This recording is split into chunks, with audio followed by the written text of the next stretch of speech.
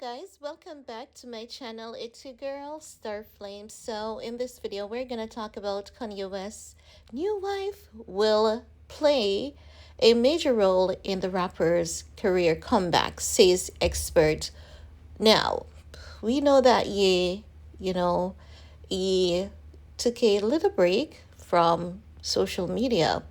When he came back in January, we learned that he was married to his Yeezy architect, Bianca Censori. Ever since then, we could see that his choice was a damn good, solid one. Even though we're from the outside looking in, we believe that from the outside we've seen enough to, help us decide that she's a perfect fit. One of those things being the fact that she doesn't want anything to do with the spotlight and the attention. She tries to keep a very low profile and she rarely ever says anything. So you can tell based on that, many people believe that he was married to a gold digger. Kim got almost everything that he has, and she was just there to take what's left.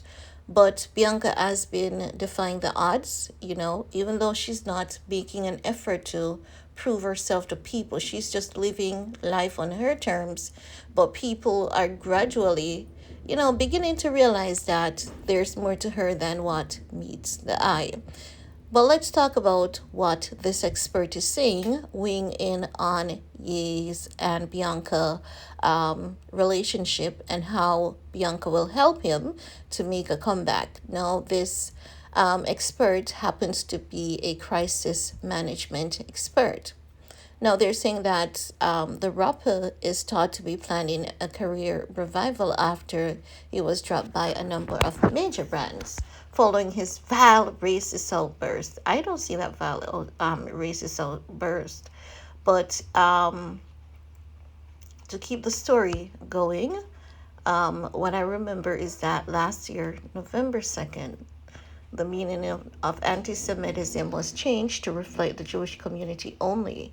So they want to convey a certain impression of this man. They're going to do everything in their powers to, get their point across. But that's not what we're here to talk about today. Now, they're saying that despite receiving widespread criticism for his remark, PR expert Edward Croram James believes that Kanye will be able to create a hero's journey narrative if he follows some key steps. Let me tell you what is going on here. These people, they are listening to us and they have been realizing that what we've been saying is right.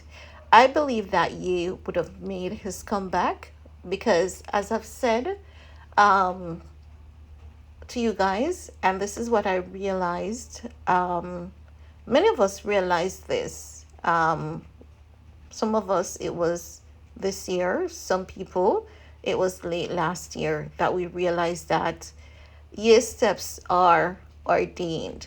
I believe that Ye understands his life mission. He understands his journey. And I believe that everything that happened, even though it was horrible, unpleasant, I believe that those events were meant to happen so that he can just be a testimony, a walking, living, breathing testimony. And as such, I believe that he's going to keep going and he's going to get back to better than what he had before.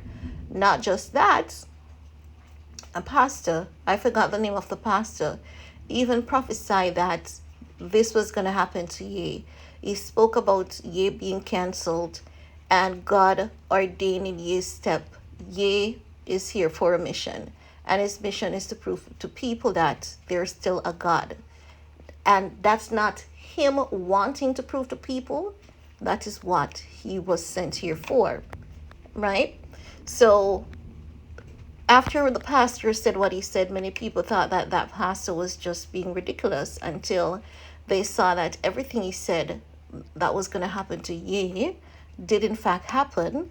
And when we could see the change as it relates to him getting married and him making the comeback, still being an artist, people started talking about, this prophecy. Very interesting. Now, it says, speaking exclusively to the Mirror, Edward says Bianca is very camera shy, which he says is likely to help her husband's public image.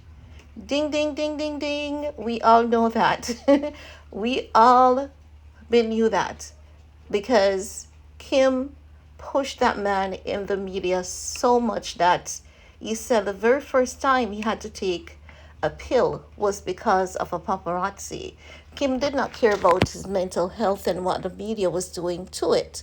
All she cared about was to get that fame and attention. Bianca is really not into the media. She doesn't care about it. She just wants to live her life. And it's not because, she's just doing it for you. That's just who she is. But let's continue. So he's saying that in Hollywood, we're very used to famous people saying they're camera shy and very private, when in fact they're the opposite. But with Kanye's new wife, this does seem authentic. Listen, this guy, whoever you are paying attention and you're taking notes. That's exactly who she is. Now, he's saying that what Kanye needs right now is a period of silence. Edward added, anything that can support that from a crisis communication point of view will be a very good thing.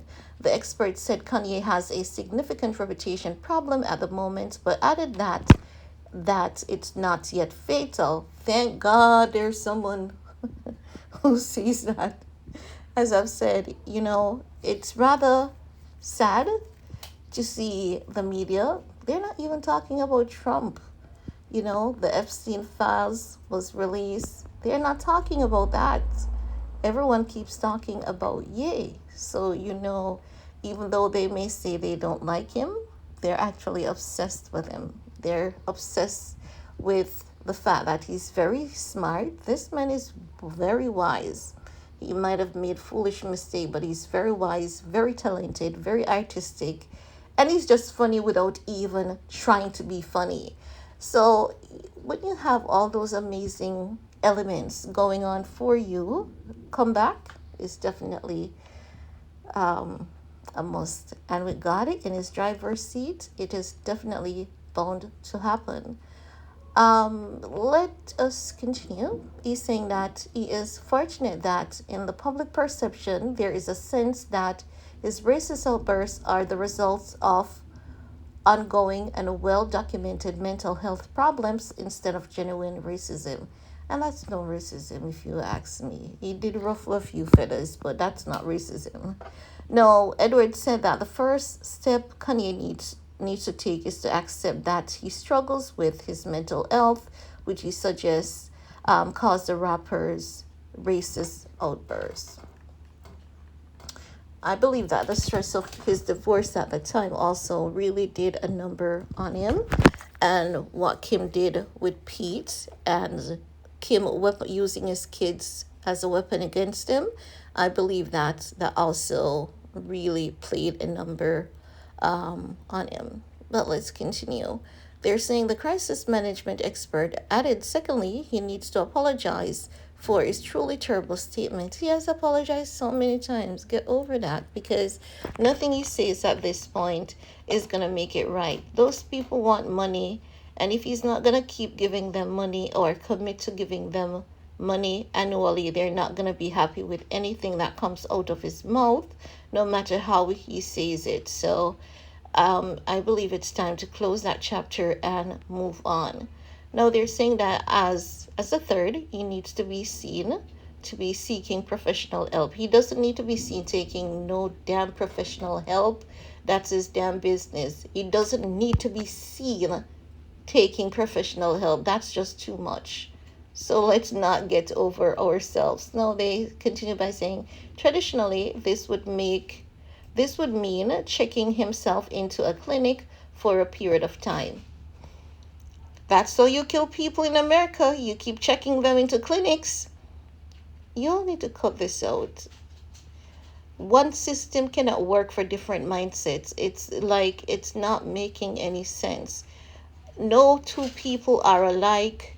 The system doesn't work for everyone. What he's doing right now is working, and we can tell that it's working. Don't suggest that this man puts himself into a clinic. You know, that's what they did to Brittany. Let this man be. He's working on himself. Let him continue to do just that. Now, they're saying that him checking himself into a clinic for a period of time, this not only would help his reputation issues, but would arguably be very good for his own well being too. So it's a win win. I don't think so, because we've rarely seen those clinics really working for anyone. Look at Wendy. She has checked herself into a wellness center so many times that we can't count on, hands and toes, fingers and toes. We can't. So it really doesn't work for everyone. I believe that whatever he's doing now, he needs to keep doing that and just improve on it. A clinic, definitely, again, based on what I've seen with other celebrities. Who, take for example, Amanda Bynes. How many times have Amanda checked herself into a clinic and people checking her into a clinic?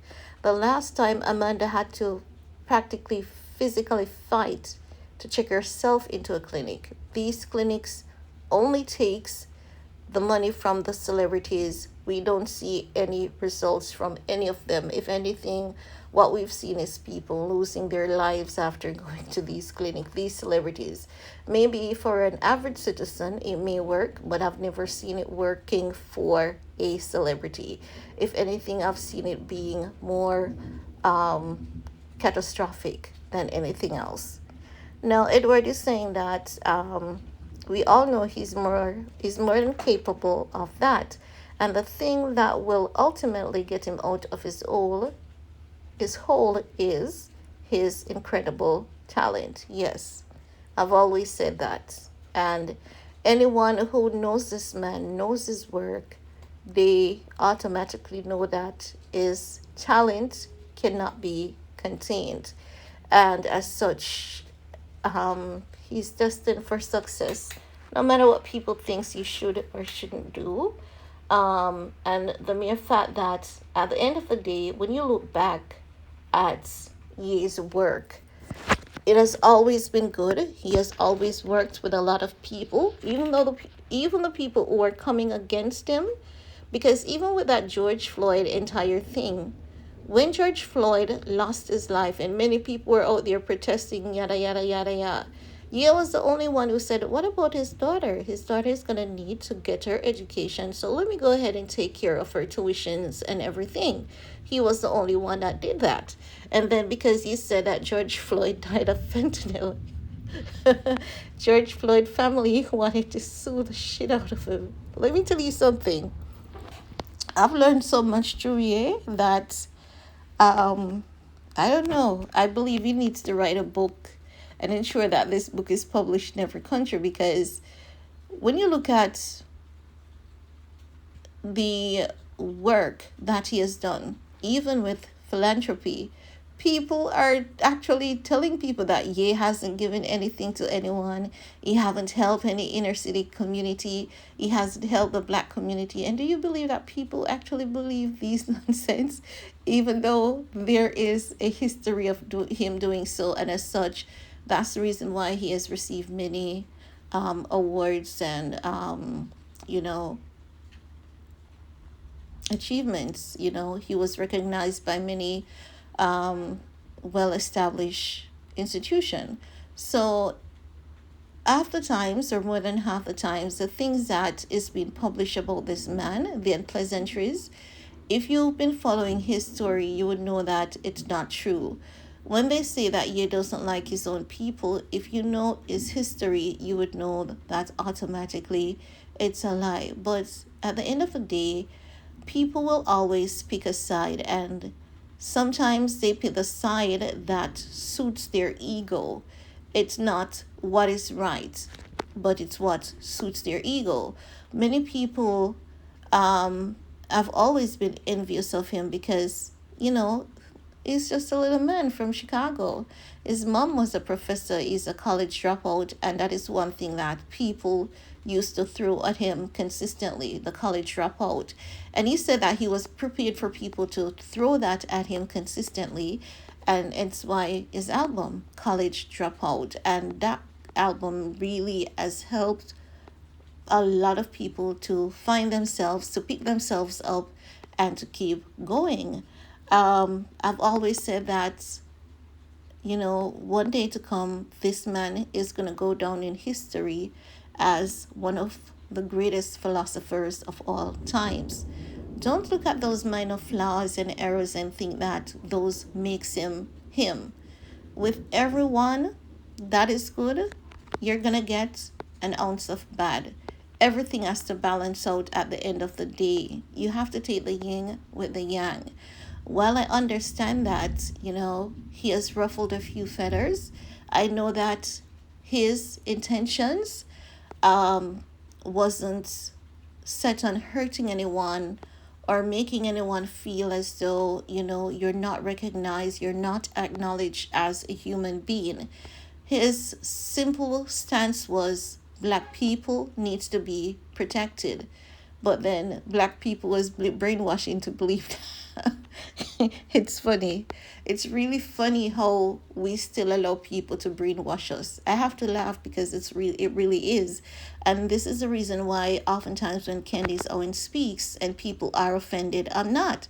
I can understand clearly what she's saying.